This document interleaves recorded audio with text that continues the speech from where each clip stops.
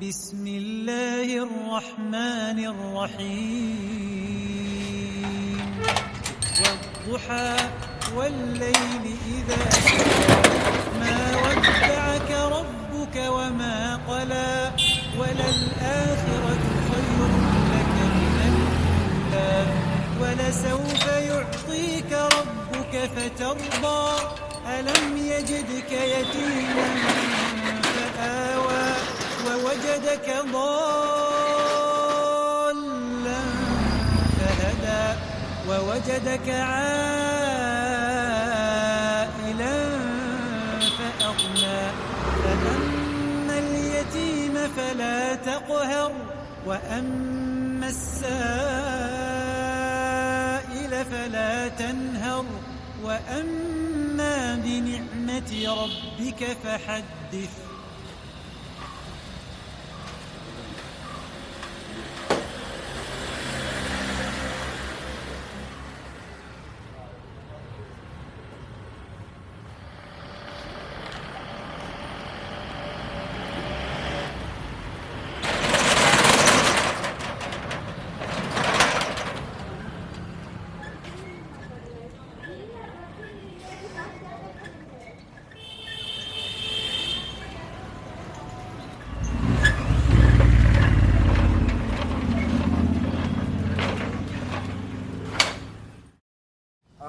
ഞാൻ ആദ്യമായിട്ട് പറയാം, Malayalam is not that good, അത്ര ഫ്ലുവൻ്റ് അല്ല. അപ്പോൾ സംടൈംസ് ഞാൻ മലയാളത്തിൽ ചോദിക്കാം, സംടൈംസ് ഞാൻ ഇംഗ്ലീഷിലും ചോദിക്കും.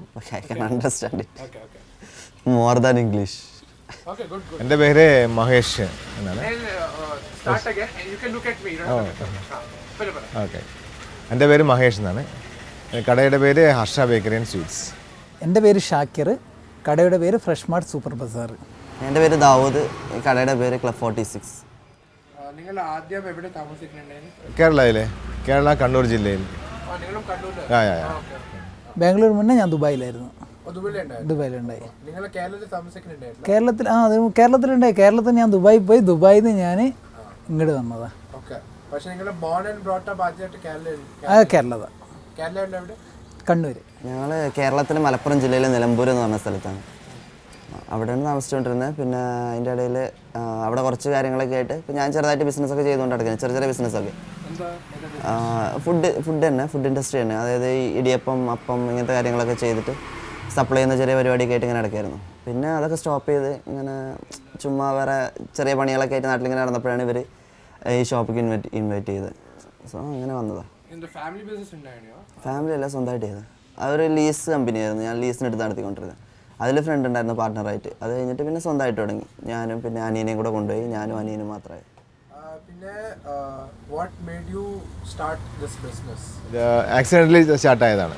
ഞാൻ ഓൾറെഡി വന്നത് ഇവിടെ എൻ്റെ PG കോഴ്സൊക്കെ കഴിഞ്ഞ് അവിടെ ജോലിക്ക് വേണ്ടി വന്നതായിരുന്നു. അപ്പോൾ ഞാനപ്പോൾ താമസിച്ചത് ഏട്ടൻ്റെ കൂടെയായിരുന്നു. ഏട്ടന് ഓൾറെഡി ബേക്കറി ഉണ്ടായിരുന്നു. അങ്ങനെ അവിടെ നിന്നാണ് ജോലിക്ക് പോയിരുന്നത്. അപ്പോൾ സ്റ്റാർട്ടിങ്ങിൽ ശമ്പളമൊക്കെ കുറവായിരുന്നു, സാലറീസ് ഇല്ലല്ലോ. അപ്പോൾ ചേട്ടൻ പറഞ്ഞു ആ സാധനം കൂടുതൽ നമുക്ക് കടയിൽ നിന്ന് ഉണ്ടാക്കാൻ പറ്റുമല്ലോ, ബിസിനസ്സായിട്ട് മുന്നോട്ട് പോയിക്കൂടെയെന്ന് ചോദിച്ചു. അങ്ങനെയാണ് ബിസിനസ്സിലേക്ക് വന്നത്. ഇത് സ്റ്റാർട്ടായതെന്ന് വെച്ചാൽ ഞാനല്ല തുടങ്ങിയത് വേറൊരാളാണ്. അവർ തുടങ്ങിയിട്ട് അവരുടെ അടുത്ത് ഞാൻ മേടിച്ചിട്ട് ഇപ്പം 4 വർഷമായി ഇവിടെ. ഇത് ഇവരാണ് ആക്ച്വലി ഇത് തുടങ്ങുന്നത്. ഇതിൻ്റെ ഓണേഴ്സ് ഇപ്പോൾ അവിടെ പുറത്തിരിക്കുന്നില്ല, അവർ തുടങ്ങുന്നത്. പിന്നെ അവർ തുടങ്ങി കഴിഞ്ഞിട്ട് നമ്മളിത് അങ്ങനെ അവർ ഇൻവൈറ്റ് ചെയ്ത്, ബേസിക്കലി ഞങ്ങളെല്ലാവരും അത്യാവശ്യം ബിസിനസ്സിൽ ഇതുള്ളവരാണ്. അപ്പോൾ അങ്ങനെ അവർ ഇൻവൈറ്റ് ചെയ്തപ്പോൾ ഓക്കെ, ബാംഗ്ലൂരാണല്ലോ, സോ ബാംഗ്ലൂർ എല്ലാവർക്കും ഇഷ്ടമായതുകൊണ്ട് ഞങ്ങൾക്കും ഇഷ്ടമാണ്. സോ അങ്ങനെ വന്നു. ഞങ്ങളൊരേ നാട്ടുകാരാണ്.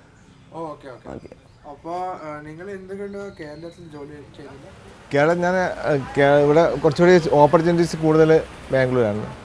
പിന്നെ ഇവിടെ സഹോദരനുണ്ടല്ലോ, ബ്രദറുണ്ടല്ലോ, അവരെ കൂടെ ഇവിടെ വന്നു. കേരളത്തിൽ ജോലി ചെയ്തിട്ടില്ല എന്നല്ല, ഞങ്ങൾ പുറത്തോട്ട് നോക്കാൻ കുറച്ചും കൂടിയും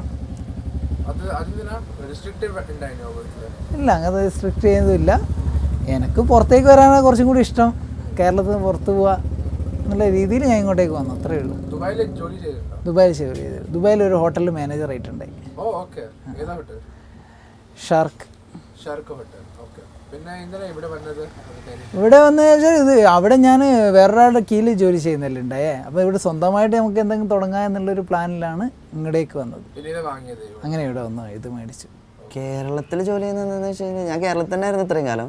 പക്ഷേ ബാംഗ്ലൂർ എന്ന് പറയുമ്പോൾ പൊതുവെ ഒരു എല്ലാവർക്കും ഇഷ്ടമുള്ളൊരു സ്പേസ് അല്ലേ, അത്രയും ഫ്രീഡം കാര്യങ്ങളൊക്കെ ആയിട്ട് കുറച്ചുകൂടെ എൻജോയ്മെൻറ്റ് കൂടുതലല്ലേ. നമ്മൾ വർക്ക് ചെയ്യുമ്പോഴും അത്രയും സ്ട്രെസ് ഇല്ലാതെ നമുക്ക് ഫ്രീ ടൈം മാക്സിമം എൻജോയ് ചെയ്ത് എന്നാൽ വർക്ക് ടൈമിൽ വർക്കും ചെയ്ത് അങ്ങനെ സെറ്റായി പോകുമല്ലേ. സോ എൻജോയ് ചെയ്യാം, നല്ല അടിപൊളിയായിരിക്കും എന്ന് കരുതിയിട്ട് അങ്ങനെ വന്നു.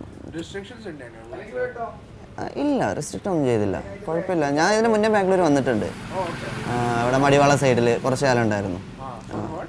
അവിടെയും ഒരു ബിസിനസ് ആവശ്യമായിട്ട് നമ്മൾ അവിടെ ചെറിയൊരു കമ്പനി സ്റ്റാർട്ട് ചെയ്യാൻ വേണ്ടിയിട്ടുള്ള കാര്യങ്ങളൊക്കെ ആയിട്ട് വന്നതായിരുന്നു. അന്നും ഇതുപോലെ തന്നെ ഒരു കമ്പനിയിൽ ജോലിക്ക് കയറി അവിടെ നിന്നിട്ട് ഇങ്ങനെ ചെക്ക് ചെയ്യായിരുന്നു നമ്മൾ പൊതുവെ ഒരു ബിസിനസ് എങ്ങനെ സ്റ്റാർട്ട് ചെയ്യാന്നുള്ളത്. അതിൻ്റെ ഓൾമോസ്റ്റ് എല്ലാ വർക്കും കംപ്ലീറ്റ് ആയി നമ്മൾ തുടങ്ങാനുള്ളൊരു സെറ്റപ്പിൽ എത്തിയിരുന്നു.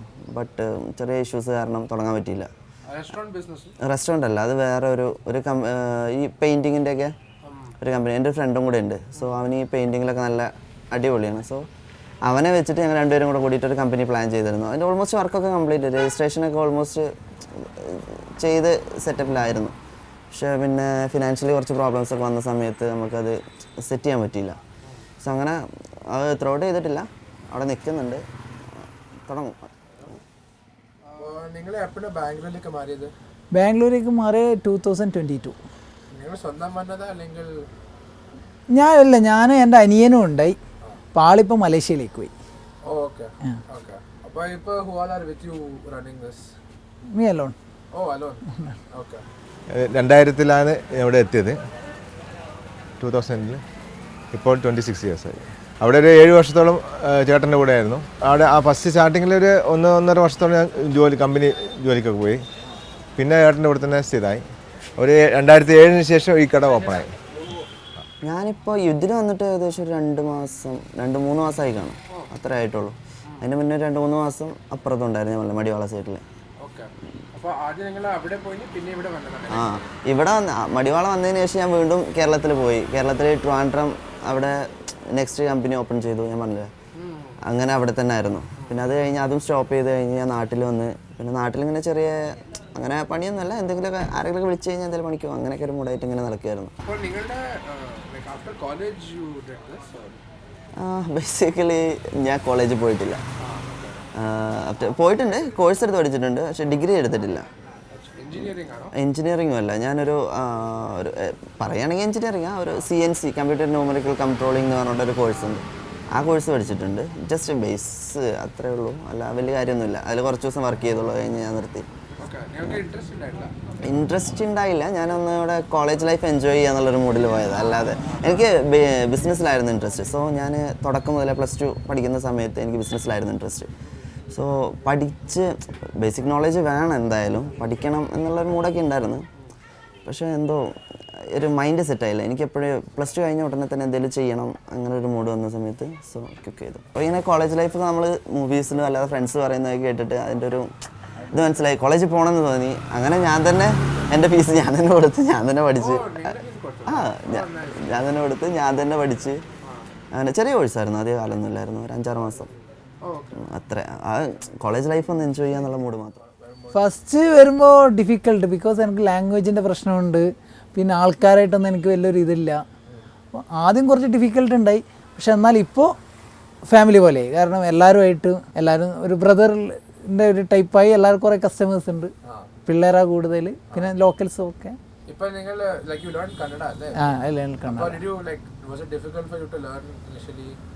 ഇല്ല, ഇനി കാരണം മലയാളികൾക്ക് മറ്റൊരു ലാംഗ്വേജ് പഠിക്കാൻ അത്ര ഡിഫിക്കൽട്ടാണെന്ന് തോന്നുന്നില്ല. ഇംഗ്ലീഷ് വിട്ട് ബാക്കി ഏത് ലാംഗ്വേജും മലയാളികൾക്ക് ഈസിയാണ്.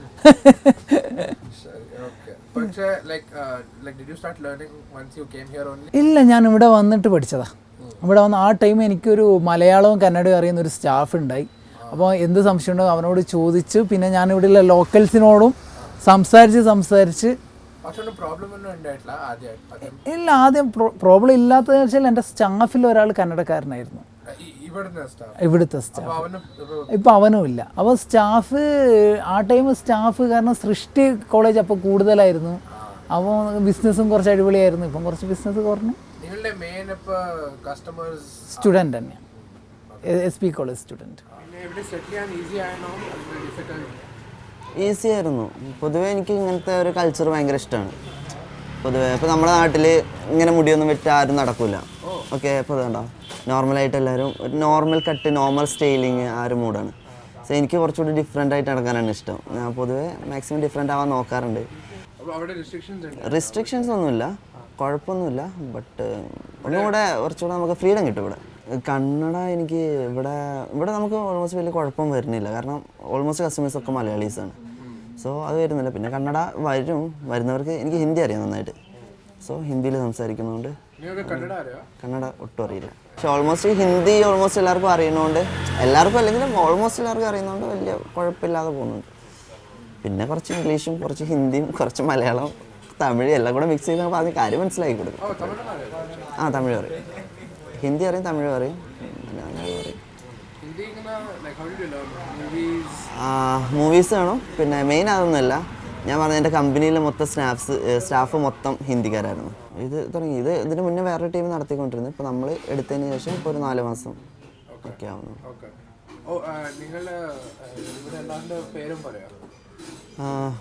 ഇത് ഇപ്പോൾ ഇവൻ എന്താ മർസൂഖ്, ഞങ്ങൾ കുമ്പൻ എന്ന് വിളിക്കും.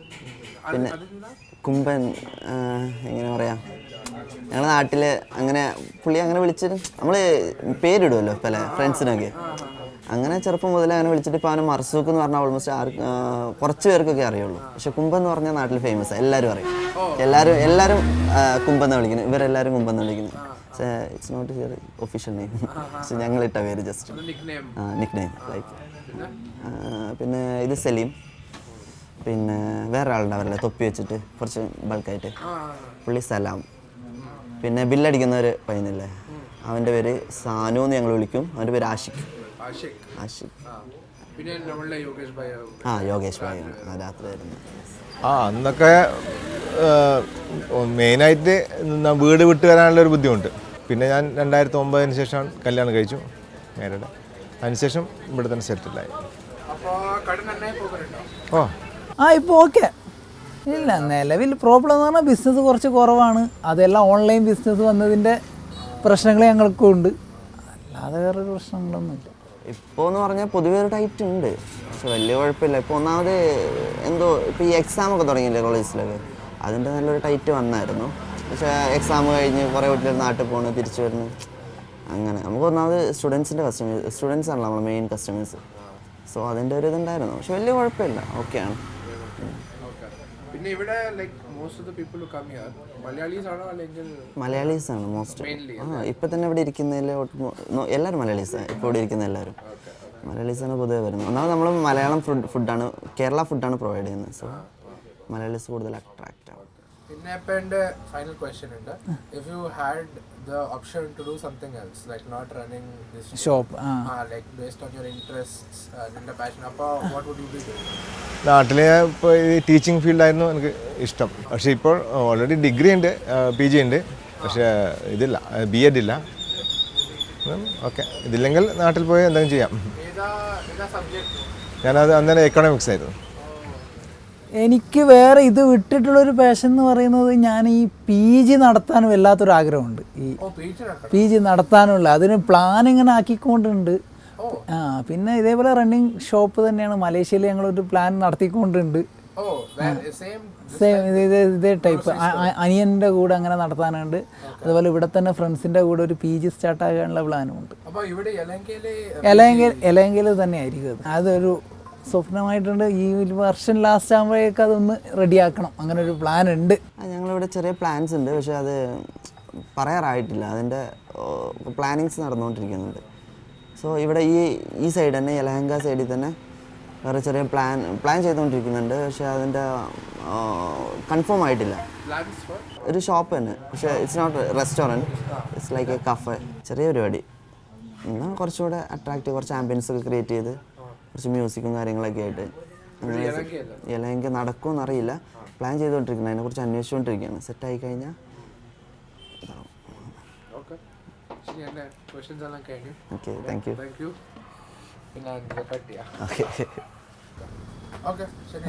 ഓക്കെ, നിൻ്റെ ഓക്കെ അല്ലേ? ഓക്കെ.